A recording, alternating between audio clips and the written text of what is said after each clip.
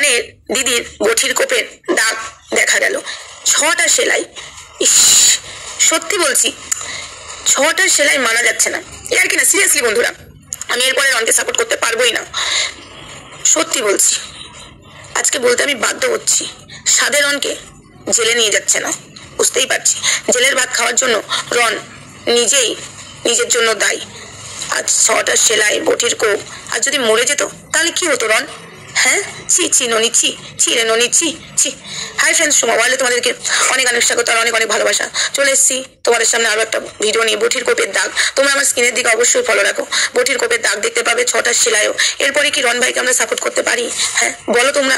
আজকে রনের দিদির বটির কোপের দাগ দেখতে পেলাম, 6টা সেলাই। বন্ধুরা, এটা মিথ্যা নয়, এটা সত্যি। আর আমি এতদিন যা বলে এসেছি সত্যি কথাই বলে এসেছি। আচ্ছা চলো বটির কোপের দাগটা দেখে নাও, তারপরে তোমাদের সাথে কথা হচ্ছে।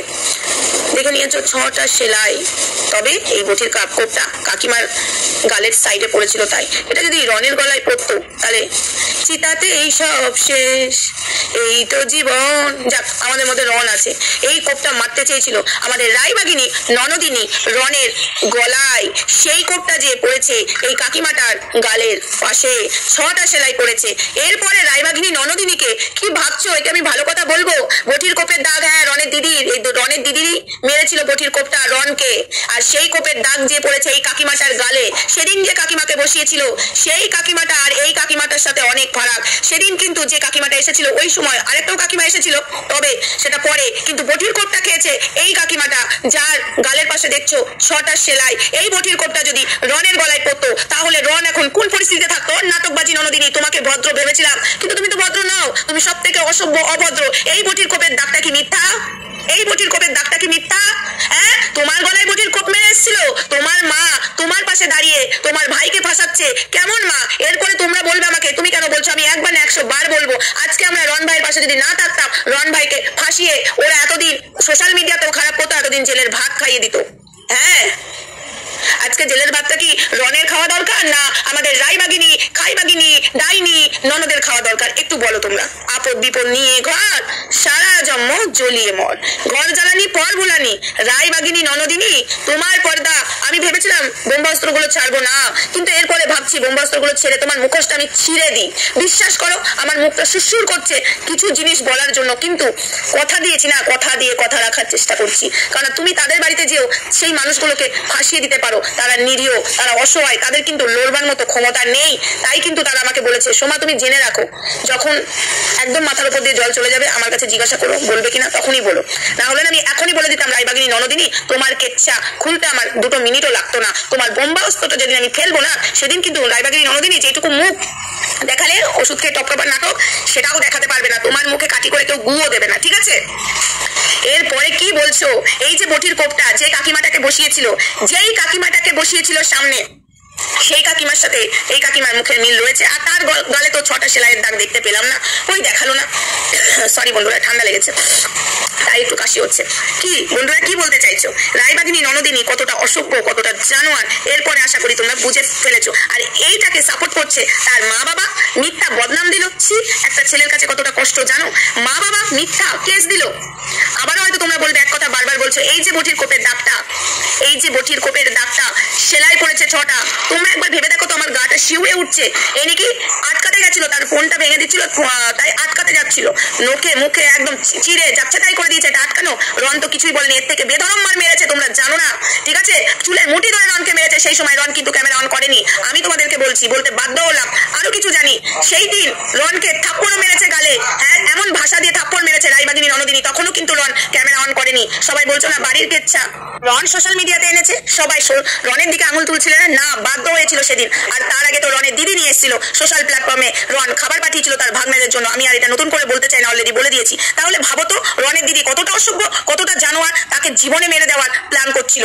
এরপরে তোমরা কি করে বলছো আমাকে ধুনো দিচ্ছ? ভাই বোনের সম্পর্ক ধুনো? হ্যাঁ, আজকে নিজের থেকে পর ভালো, পরের থেকে গাছতলা ভালো। আজকে তো দেখছি বাড়ির কেচ্ছা যদি সামনে মানুষকে যদি না বলা হয়, সবকিছু সোশ্যাল মিডিয়া, আমি মনে করি না বাড়ির কেচ্ছা সোশ্যাল মিডিয়াতে আনো, কিন্তু আমি কষ্ট পাচ্ছি বাইরের মানুষকে যদি আমি না বলি তাহলে তোমাকে মরে যেতে হবে, তাহলে তোমাকে শেষ হয়ে যেতে হবে। আজকে রন খুব ভুল করেছে, সোশ্যাল মিডিয়াতে বলেছে এবং আরো মানুষজনকে বলেছে খুব ভুল করেছে। আজকে যদি না বলতো তাহলে তো দিনের পর দিন রনকে শেষ করে দিত, কোন দিন না কুপিয়ে বালিশ চাপা দিয়ে মেরে ঘুম করে দিত। ঘুষখোরের বউ তো সব পারে, ঘুষ দিয়ে চাকরি পেয়েছে। আরে জ্বলন হচ্ছে রনের দিদির এবং জায়বুর, জ্বলন হচ্ছে। রন এতটা উন্নতি করে ফেলেছে তাই তো জ্বালা। শয়তান মেয়ে ছেলে, তোকে আমি এরকম ভাষায় তুই তুকারি করিনি। আমি ওই যখন ছোট্ট ছেলের ভিডিওটা দেখছিলাম বন্ধুরা, বিশ্বাস করো এই বটির কোপের গালে যে তার গালে 6টা সেলাই পড়েছে, আমরা তো এটা একদমই জানতামই না। আমি কিন্তু ফার্স্ট টাইম বলেছিলাম ওই বটিটা নিয়ে টানা হাজরা করছিল, ওই কাকিমাটার গায়ে লেগেছে, কিন্তু সেলাই পড়েছে এটা সত্যি কথা আমি জানতাম না, বিশ্বাস করো। তবে ওই কাকিমাটা নাকি বাড়িতে নেই, ঠিক আছে? তো যাই হোক, ওই কাকিমাটা এই কথাটাও বলেছে, আমার মনে হয় সেদিনকার কথার সাথে এই কথাটা ম্যাচ করছে। এই কারণেই সেই দিন আমাকে ওই দিদিভাইটা বলেছে যে আরো একটা ঘটনা আছে তুমি জানো না, সেটা যদি বলি তোমার রক্ত গরম হয়ে যাবে। আমার মনে হচ্ছে এটাই সেটা, এই যে সেলাইটা। হ্যাঁ সত্যি, এটা দেখার পরে আমার রক্তটা গরম অবশ্যই হয়ে গেছে, মাথাটা ফেটে যাচ্ছে। একটা থাপ্পড় মাত্রা এরকম দিদিকে বেশ করেছে। আজকে সমাজের মাঝখানে না আনলে সবাই তো ভাবতো রন খারাপ, রনের দিদি ভালো। আজকে সমাজের মাঝখানে না আনলে ওকে শেষ হতে হতো, রনকে বসে বসে শেষ করতো ওই রনের দিদি আর জামাইবাবু আর রনের মা বাবা। কি করে পারলো? আমি এখনো ভাবছি এরকম মা বাবা কারোর যেন না হয়। জন্ম দিয়েছো যাকে, তুমি নাকি বলছো আন্টি তোমার ছেলে মেয়ে দুটোই সমান, তাহলে যে বটির কোপটা তোমার মেয়ের গায়ে পড়েইনি, তুমি মিথ্যা কেস দিয়ে কি করে পারো বটির কোপ দিয়ে এসছে তোমার মেয়ে গলায়, তুমি কি করে থানাতে বলতে পারো? হ্যাঁ রনের মাকে বলছি, ছি ছি, আমার রক্ত গরম হয়ে গেছে এই ফটোটা দেখার পরে। ছোট্ট ছেলে যে বটির কোপটা মারতে গেছিল রনকে, ঠাকুর আছে সত্যি কাকিমা, সত্যি বলছি আপনার জন্য আমার কষ্ট হলো, কিছু মনে করবেন না। আপনার উপর দিয়ে ফালাটা যে রনকে বাঁচিয়ে দিলেন, সত্যি বলছি ভগবান আছে।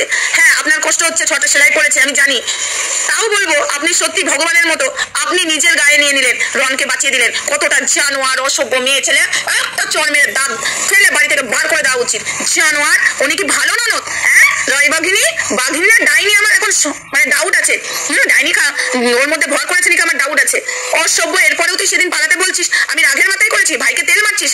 দেখ এই যে বটির কোপের দাগটা তোর গলায় পড়েছিল, তুই দেখাতে পারবি না বলে ওষুধ খেয়ে নাটক করে টপকাবার ইয়ে করলি না। দেখা বটির কোপ, দেখা আইসিইউ বেড নাম্বারটা দেখা। জানো আমার কথা আটকে যাচ্ছে বন্ধুরা, রেগে গেলেন আমি এরকম একটু তুদলি মুদলি যাই, প্রচন্ড আমার রাগ হচ্ছে। সত্যি বলছি বন্ধুরা, আজকে এই কোপটা যদি রনের গলায় পড়তো না, রন শেষ হয়ে যেত। রনের কি অবস্থা হতো? হ্যাঁ নাটক মারলি কেঁদে কুটে, আমার ভাইকে আমি পারি, তাহলে এই সেলাইটা কাকিমার গালের পাশে কি করে পড়লো? এই বটির কোপটা তো, এটা তো সত্যি এই কোপটা তুই তোর ভাইকে মারতে গেছিলিস, ভাইয়ের গায়ে না লেগে ওই কাকিমার গালে লেগে গেছে 6টা সেলাই। যে কাকিমাকে বসিয়েছিলিস কই তার গালে তো 6টা সেলাই দেখলাম না। নিজেকে বিশাল চালাক মনে করো তাই না রায় বাঘিনী ননদিনী? হ্যাঁ শয়তান, সম্পত্তি নেওয়ার লোভ, এগুলো সব সম্পত্তি নেবে ভাইকে শেষ করে, তা নয় তো কি? আর মা মেয়ের কথাই নাচছে, আসবেও না মেয়ের মুখে জল দিতে, আসলে রনই আসবে। এতদিন তো মেয়ের আগে বিয়ে হয়েছে, রনের তো বিয়ে হয়নি। জামাই তো ঘুষ দিয়ে চাকরি পেয়েছে, কই জামাই তো রাজপ্রাসাদ করে দেয়নি, করে দিয়েছে তো ছেলের রাজপ্রাসাদ। তাহলে ছেলের প্রতি দরদ না দেখিয়ে জামাইয়ের প্রতি দরদ, মুখে মারি লাথি সব কটার এরকম শাশুড়িগুলোকে। কিছু মনে করো না বন্ধুরা, আমি রনের মাকে বললাম না, আমি এরকম শাশুড়িগুলো সবগুলোকেই বললাম। আমার দেখে মাথা গরম হয়ে গেল, অসভ্যের মতো একটা কারবার। এই বটির কোপটা যদি রনের গলায় পড়তো না, আমি ভাবছি সত্যি বলছি আমার গা শিউরে উঠছে। তোমরা বলবে বারবার বলছো কেন সমাধি, আমার গাটা শিউরে উঠছে, তাই আমি বলতে বাধ্য হচ্ছি। সরি বন্ধুরা, কিছু মনে করো না। এই দিদি এরকম ভরসা করেও রনকে, আমি পৃথিকেও বলবো ভরসা করেও রনকে কোনোদিন বাড়িতে একা ছেড়ো না, এবং পৃথি রন কোনোদিন একা যেও না, আইনের সাহায্য নিয়ে ওই বাড়িতে যেও। কোনদিন খাবারের সাথে বিষ মিশিয়ে খাইয়ে দিতে পারে, আমি একদম পরিষ্কার কথা বলছি, একদম অনেক কিছু করে দিতে পারে, অনেক কিছু করে দিতে পারে, তাই কেয়ারফুল সবাই। কি চলছে এগুলো সত্যি মানা যায় না।